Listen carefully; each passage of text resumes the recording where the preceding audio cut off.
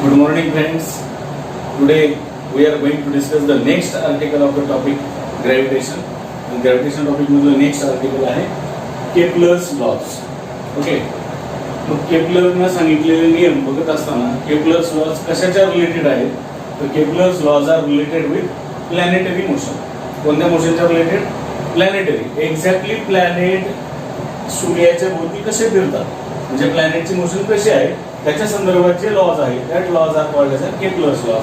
मग केपलरनं लॉ सांगण्याच्या अगोदर पहिले कुणीच लॉ सांगितले नव्हते का? तर असं नाही. अनेक सायंटिस्टनी 16व्या शतकाच्या पूर्वी 16व्या शतकाच्या दरम्यान प्रयत्न केले. त्यामध्ये सायंटिस्ट गॅलिलिओनं देखील प्लॅनेट एक्झॅक्टली सूर्याच्या भोवती कसे फिरतात म्हणजे ग्रह सूर्याच्या भोवती कसे फिरतात, त्यांची गती कशी असते, त्यांचा आकार कसा असतो, कक्षा कशा असतात या संदर्भात ऑब्झर्वेशन केले. पण बऱ्याच सायंटिस्टनी उघड्या डोळ्यांनीच ऑब्झर्वेशन केले कारण त्यावेळेस एवढ्या सुविधा नव्हत्या, टेक्निक्स नव्हत्या. But Kepler was the first scientist which put forth that all laws very scientifically and correct manner. आणि केपलरने जे ते लॉ मांडले ते एकूण लॉ आहेत 3. म्हणजे आपल्याला केपलरचे 3 लॉ बघायचे. ओके. म्हणजे परीक्षेच्या दृष्टिकोनातून इथं महत्वाचं काय तर केपलरचे लॉ तुम्हाला परीक्षेमध्ये विचारू शकतात, महत्वाचा प्रश्न असू शकतो, बरोबर. पण हे लॉ समजण्याच्या पूर्वी आपल्याला भूमितीमधली एक आकृती समजणं महत्वाचं आहे. And that geometrical shape is nothing but the ellipse. आपण ऐकलं असेल इलिप्स, कधी शब्द ऐकलाय का? इलिप्टिकल ऑर्बिट, अंडाकृती आकार ज्याला म्हणतो, यग लाईन अंडाकृती आकार किंवा लंब वर्तुळ ज्याला म्हणतो त्याला आपण इलिप्स असं म्हणतो. बोर्डवर तुम्हाला इलिप्स दिसते. Okay. This is the ellipse. Ellipse आकार का कळणं महत्वाचं आहे तर त्याशिवाय केपलरचे लॉ आपल्याला कळणार नाही. इलिप्स मध्ये एक अशी जी आडवी लाईन आपल्याला मधोमध दिसते that is called as major axis. त्याला आपण कोणता ऍक्सिस म्हटलं ते मेजर ऍक्सिस. आणि इलिप्सला 2 फोकस पॉइंट असतात, बरोबर. थोडक्यात त्याला आपण लंबवर्तुळाला 2 केंद्रबिंदू असतात असं म्हटलं तरी हरकत नाही. F1 एक असतो आणि दुसरा असतो F2. ओके. हा एक फोकस पॉइंट आणि हा एक फोकस पॉइंट. जर एकापेक्षा जास्त फोकस पॉइंट असतील, अनेक वचनी असेल फोकस, तर त्या फोकसला आपण फोकाय किंवा फोसाय असं म्हणतो. जे F1 आणि F2 ला मिळून आपण 2 फोकाय असं म्हणतो. ओके. हा एक फोकस पॉइंट, दुसरा एक फोकस पॉइंट. आणि मग या इलिप्सचं वैशिष्ट्य काय असतं? या इलिप्सवरचा कोणताही एक पॉइंट घ्या. सपोज हा घ्या पॉइंट A पॉइंट. तर या A पॉइंटचं दोन्ही फोकस पॉइंट पासून असलेल्या अंतराची बेरीज, A पॉइंटची दोन्ही फोकस पॉइंट पासून असलेल्या अंतराची बेरीज म्हणजे काय? A पासून F1 चं अंतर किती आहे? AF1. ओके. प्लस A पासून F2 चं अंतर किती असेल? AF2 इज इक्वल टू ही बेरीज कुणासारखी असते? दुसरा कोणताही पॉइंट तुम्ही त्या इलिप्स वरती घ्या, त्या पॉइंट पासून पुन्हा त्या B पॉइंट पासून F1 चं अंतर जे आहे ते किती असणार? ते BF1 प्लस B पॉइंट पासून F2 चं अंतर किती असणार? BF2. त्या सगळ्या बेरजा ह्या कशा असतात? सारख्या असतात, त्याला आपण कॉन्स्टंट असतात असं म्हणतो. इलिप्सचं वैशिष्ट्य. मग भले आणखी तुम्ही एखादा तिसरा पॉइंट C घेतला तर C पासून हे 2 पॉइंट किती अंतरावर आहेत? हा F1 म्हणजे काय असेल? हे अंतर किती असेल? CF1 प्लस असं CF2. यांच्या एवढंच उत्तर त्याचं पण येणार. म्हणजे कुठल्याही जर एक पॉइंट घेतला आणि त्या प्रत्येकाच्या आपण बेरजा दोन्ही फोकस पॉइंट पासून केल्या तर त्या सगळ्यांच्या sum of distances of all point from the 2 focus points are equal, constant असतात. So this is the speciality of the ellipse. Okay. ते इलिप्स मी का सांगायला तर हे इलिप्स कळल्याशिवाय आपल्याला केपलर्स लॉ कळणार नाही. इलिप्स परीक्षेमध्ये विचारणार नाही. पण तुम्हाला मेजर ऍक्सिस म्हणजे काय, फोकस पॉइंट म्हणजे काय, ओके, ह्या गोष्टी समजणं महत्त्वाचं आहे. मग let's discuss about what exactly is the Kepler's first law. आपण केपलरचा फर्स्ट लॉ या ठिकाणी बघूया काय आहे. Kepler's first law. तर हे भविष्यात JEE किंवा CET किंवा नीटच्या परीक्षेच्या दृष्टिकोनातून केपलर्स फर्स्ट लॉला आणखीन एक दुसरं नाव आहे law of orbit. Law of orbit, कक्षेचा नियम. आणि एकदम सिंपल लॉ आहे, एकदम सो सिंपल लॉ. मराठीमध्ये पहिल्यांदा स्टेटमेंट बघा मी काय सांगतोय. त्याच्या अगोदर मला सांगा की ग्रह सूर्याच्या भोवती फिरतात, सूर्य ग्रहाच्या भोवती फिरतो. What exactly is the answer? सांगा का असं? कोण कोणाच्या भोवती फिरतात? यस, ग्रह सूर्याच्या भोवती फिरतात का सूर्य ग्रहाच्या भोवती फिरतो?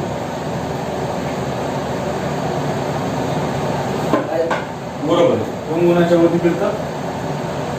ग्रह सूर्याच्या भोवती फिरत असतात. मग त्याच प्लॅनेटरी मोशनसाठी फर्स्ट लॉ काय सांगतो की एव्हरी प्लॅनेट, प्रत्येक प्लॅनेट सूर्याच्या भोवती इलिप्टिकल ऑर्बिटमध्ये फिरतो. म्हणजेच इलिप्स ह्या आकारामध्ये फिरतो. बरोबर, म्हणजेच अंडाकृती कक्षेमध्ये फिरतो. ओके, गृहीत धरा हा सूर्य आहे आणि सूर्य आहे हा कोणत्या पॉइंटला मला मगाशी सांगा, या दोन पॉइंटला आपण कोणते पॉइंट म्हटलं होतं? Focus point. मग सूर्य हा एका फोकस पॉइंटला, कोणत्या तरी एका फोकस पॉइंटला सूर्य असतो, त्यावेळेस त्याच्या भोवती फिरणारे जे प्लॅनेट आहेत, हा सपोज गृहीत धरा हा प्लॅनेट आहे, तर तो प्लॅनेट कोणत्या कक्षेमध्ये फिरत आहे? इलिप्टिकल ऑर्बिटमध्ये. बरोबर, प्रत्येक ग्रह सूर्याच्या भोवती इलिप्टिकल ऑर्बिटमध्ये फिरतो, पण सूर्य हा कुठं असतो? वन ऑफ द फोकाय, दोन फोकस पॉइंट पैकी एका फोकस पॉइंटला सूर्य असतो. लक्षात येते? So this is the statement of first law of Kepler's. बघा पुन्हा एकदा स्टेटमेंट काय? Every planet revolves around the sun in an, कोणत्या कक्षामध्ये? Elliptical orbit with sun is present at one of the focus point. इथं तरी सूर्य असायला पाहिजे का या तरी ठिकाणी असायला पाहिजे, पण सूर्य दोन्हीपैकी एकाच ठिकाणी असतो, फोकस पॉइंटवरच असतो. त्यावेळेस सगळे ग्रह सूर्याच्या भोवती इलिप्टिकल ऑर्बिटमध्ये होतात. So this is very simple statement, समजून घेण्यासाठी एकदम सिंपल स्टेटमेंट, आणि याला पाठ करायचं नाही, समजून घ्यायचं. So this is the Kepler's first law. तो तुम्हाला नोट्समध्ये मी सांगतच लिहून देईल. बरोबर, मग अशाच पद्धतीमध्ये केप्लरचा सेकंड लॉ आपल्याला बघायचा. This is the Kepler's law. Kepler's first law, that is law of orbit. बरोबर, काय सांगितलं लॉ ऑफ ऑर्बिट मध्ये? Every planet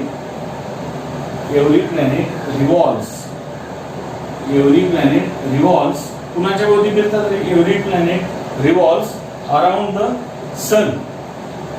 okay, with around the sun in an, कोणत्या कक्षेमध्ये फिरतात? In an elliptical orbit. In an elliptical orbit. सगळे कोणत्या कक्षेमध्ये फिरतात? इलिप्टिकल ऑर्बिट विथ, सूर्य कुठं असतो त्या ठिकाणी सांगा? With sun is at one of the कोणत्या पॉइंटला सूर्य असतो? One of the focus point. One of the focus point म्हणा किंवा वन ऑफ द फोकाय असं म्हणा. तर आपल्याला माहिती दोन फोकस पॉइंटला मिळून फोकाय म्हणले तर दोन्हीपैकी कोणत्या तरी एका फोकस पॉइंटला सूर्य त्या ठिकाणी असतो.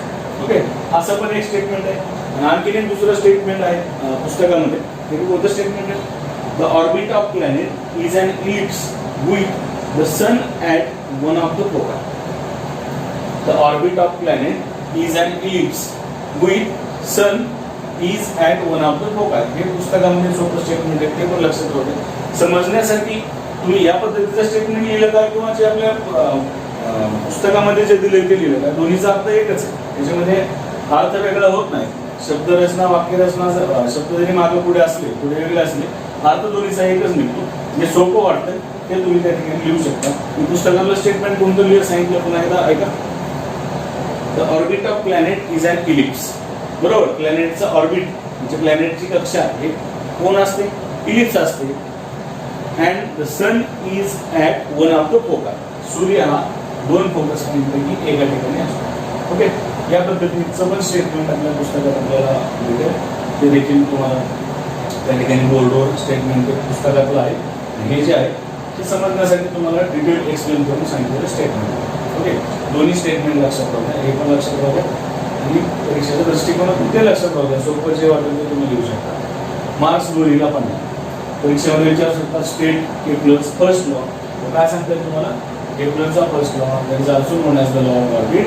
तर every planet revolves around the sun in an elliptical orbit. प्रत्येक ग्रह सूर्याच्या भोवती इलिप्टिकल कक्षेमध्ये फिरतो with sun is present at one of the foci. सूर्य हा दोन्हीपैकी एका फोकस पॉइंटला असतो. हे पण स्टेटमेंट बोथ स्टेटमेंट्स आहेत करेक्ट. प्रथम लिहून घ्या.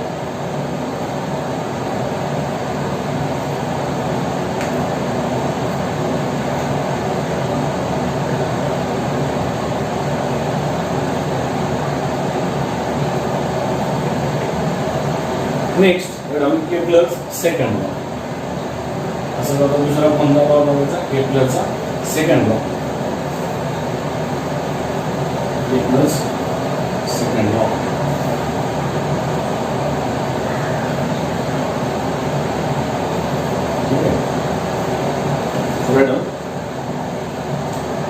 Kepler's second law. Okay. आता केपलरचा सेकंड लॉ समजून घेत असताना थोडंसं ऑब्झर्वेशन लक्षात घ्या. इलिप्स आहे, त्या फोकस पॉइंट वरती सूर्य आहे.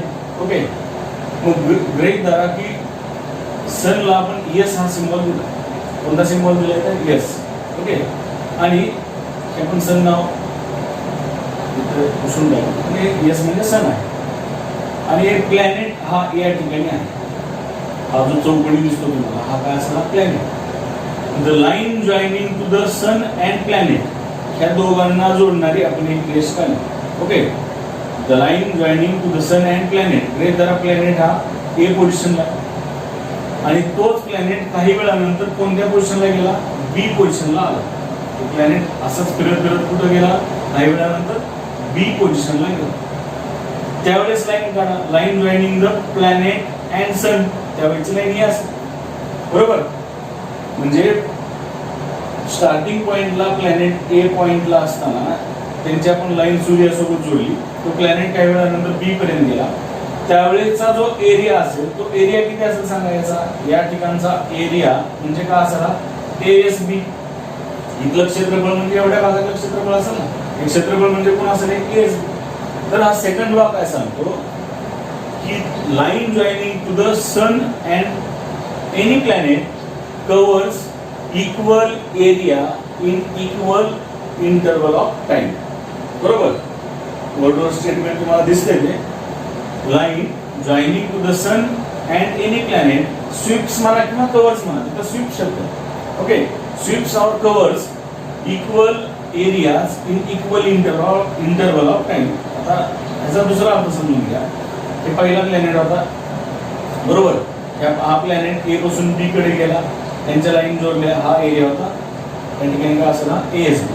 असाच सेम एखादा प्लॅनेट आणखी एक गृहीत धरा. इथे एक प्लॅनेट आहे सी. कोणता प्लॅनेट आहे, हा सी प्लॅनेट आहे. त्याची पण जर आपण लाईन प्लॅनेटची आणि सनला जोडणारी जर लाईन काढली तर हे CS असेल, बरोबर. तो प्लॅनेट काही वेळानंतर डी या पॉइंटला आला. कोणत्या पॉइंटला आला तो प्लॅनेट, डी पॉइंट. म्हणजे प्लॅनेट असेच फिरले. जसा ए बी पर्यंत गेला काही वेळा फिरत फिरत, तसाच तो प्लॅनेट सी पासून कुठपर्यंत गेला, डी. कारण आपल्याला माहिती आहे सूर्याच्या भोवती प्लॅनेट फिरतात. मग तो प्लॅनेट सी या ठिकाणी असताना त्याची लाईन सूर्यासोबतची कोणती झाली, CS. नंतर डी या ठिकाणी आला, पुन्हा आणखी ते लाईन सन पासून जर जोडली तर ती लाईन कोणती झाली, CD. Sorry, DS. CS झाली, आणि दुसरी कोणती झाली, DS. मग इथून इथपर्यंतचा गेलेला असतानाचा एरिया किती असेल, एवढ्याच भागाचा एरिया काय असेल, तर हा CSD. इथला एरिया काय असला, area equal to CSD. Area equal to CSD, बरोबर. आणि दोघांना जर समजा याला पण इथं जायला 1 मंथ लागला. टाइम किती लागला बघा, 1 मंथ. 1 मंथ म्हणजे मी काय सांगालो या ठिकाणी वेळ किती वेळ लागला, एका महिन्यामध्ये जर एवढ्या अंतरात जात असेल. आणि हा देखील एकाच महिन्यामध्ये C पासून D पर्यंत येत असेल. म्हणजे दोघांचा कोण सेम आहे, दोघांचा टाइम सेम आहे. तर जर सारखाच वेळ त्या दोघांनी घेतला असेल एका ठिकाणी दुसरीकडे जात असताना, तर त्यांच्या जर सूर्यासोबत लाईन जोडल्या तर याचा एरिया आणि याचा एरिया हा सेम असतो. लक्षात आले. ज्या स्टेटमेंटचा अर्थ घ्यायला परीक्षेच्या दृष्टिकोनातून स्टेटमेंट एका ओळीच आहे, 2 ओळीचं स्टेटमेंट आहे. The line joining to the sun and any planet covers किंवा sweeps equal areas, covers equal areas in equal interval of time. म्हणजे इथं जर 1 महिन्यात इथून इथपर्यंत जात असेल त्यावेळेचा जो एरिया आहे तेवढाच एरिया जर दुसरा प्लॅनेट इथून इथं 1 महिन्यामध्ये जात असेल, बरे अंतर कमी दिसू द्या किंवा जास्त दिसू द्या, पण वेळ किती आहे, 1 महिना. इथं सुद्धा वेळ किती आहे, 1 महिना. एका महिन्यात इथून इथपर्यंत गेला, इथला एरिया काढला. हा प्लॅनेट एका महिन्यात C पासून D पर्यंत गेला, इथला एरिया काढला. तर केपलरचा सेकंड लॉ सांगतो दोघांचे एरिया हे कसे असतात, सेम असतात, सारखे असतात. ओके, म्हणजे या ठिकाणी आपल्याला काय म्हणता येईल, एरिया ऑफ, पहिला एरिया कोणता होता, ASB equal to area of कोणता असला, CSD. हे सेम असतात. This is according to the K plus second law. Line joining to the sun and planet covers equal areas in equal interval of time. K plus second law. Okay, कोडवर statement आहे, statement लिहून घ्या आणि हे अर्थ त्याचा समजून घ्या. This is the Kepler's second law. परीक्षेमध्ये तुम्हाला स्टेटमेंट फर्स्ट लॉचं पण विचारू शकतो, सेकंड लॉ विचारतील किंवा कधी कधी तिन्ही लॉ 3 मार्क्ससाठी विचारू शकतात.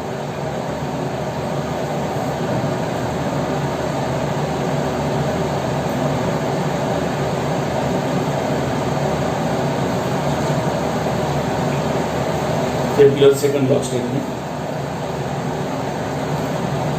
बरं, ए बी आणि सी डी जे आहेत तुम्हाला बोर्डवरती दिसतंय. ए पासून बी पर्यंत पहिला प्लॅनेट गेला आणि दुसरा प्लॅनेट कुठून कुठपर्यंत गेला, सी पासून डी पर्यंत. So A B and C D are distances covered by the planet in equal time. म्हणजे ए पासून बी पर्यंत जाण्यासाठी जो एवढा वेळ लागलाय तेवढाच सी प्लॅनेटला डी पर्यंत जाण्यासाठी वेळ लागलाय. म्हणजे आपण किती गृहीत धरले त्या ठिकाणी 1 मंथ. ओके, आणि स्टार्टिंग पोझिशन मग मला सांगा, पहिल्या प्लॅनेटची स्टार्टिंग पोझिशन कोणती असेल, ए असेल. दुसऱ्या प्लॅनेटची स्टार्टिंग सुरुवातीची पोझिशन कोणती असेल, सी असेल. पहिल्या प्लॅनेटची शेवटची पोझिशन कोणती असेल, पहिल्या प्लॅनेटची बी पोझिशन असेल शेवटची, आणि दुसऱ्या प्लॅनेटची शेवटची पोझिशन डी असेल. या सगळ्यांच्या लाईन जर आपण सूर्यासोबत जोडल्या, the line joining to the sun and planet, आणि प्रत्येकाचा किती एरिया कव्हर केला एवढा जर एरिया आपण काढला तर दोघांचा एरिया कसा आपल्याला त्या ठिकाणी लक्षात येईल, सेम असतो, हेच त्या ठिकाणी लक्षात येईल. This is about the Kepler's second law. Okay, म्हणजेच द स्ट्रेट लाईन ज्या दिसतात तुम्हाला एएस, आणि कोणती line, AS and CS. AS लाईननं आणि सीएस लाईननं स्वीप्स इक्वल एरिया, म्हणजेच कापला. स्वीप्स म्हणजे तेवढा कापणे, एरिया कापणे किंवा तेवढा एरिया कव्हर करणे. Sweeps equal area in equal interval of time, म्हणजेच area AS B is equal to the area C S D. Okay, so this is about the Kepler's second law. हे झालं असेल तर right on next Kepler's third law.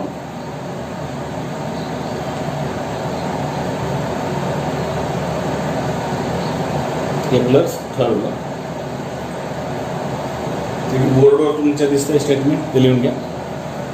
Kepler's third law. काय Kepler's third law, the square of its period of revolution. Its म्हणजेच कोणाचं, प्लॅनेटचं. The square of period of revolution of planet, त्यालाच आपण T square असं म्हणतो. लिहून घ्या. Around the sun is directly proportional to the cube of mean distance of a planet from the sun. म्हणजे t square directly proportional to mean distance of planet from the sun.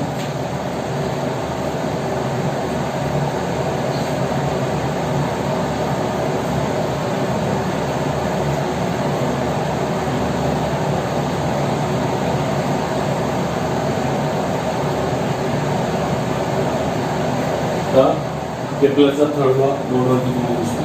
काय सांगतो के प्लसचा third law, Kepler's third law, Kepler's third law of motion. The square of period of revolution of planet. आता याचा अर्थ समजून घ्या. सगळ्यात बेसिकली पिरियड कशाला म्हणायचं लक्षात घ्या. फिजिक्समध्ये इथून पुढे कायम लक्षात द्या. पिरियड त्याचा सिम्बॉल असतो कॅपिटल टी.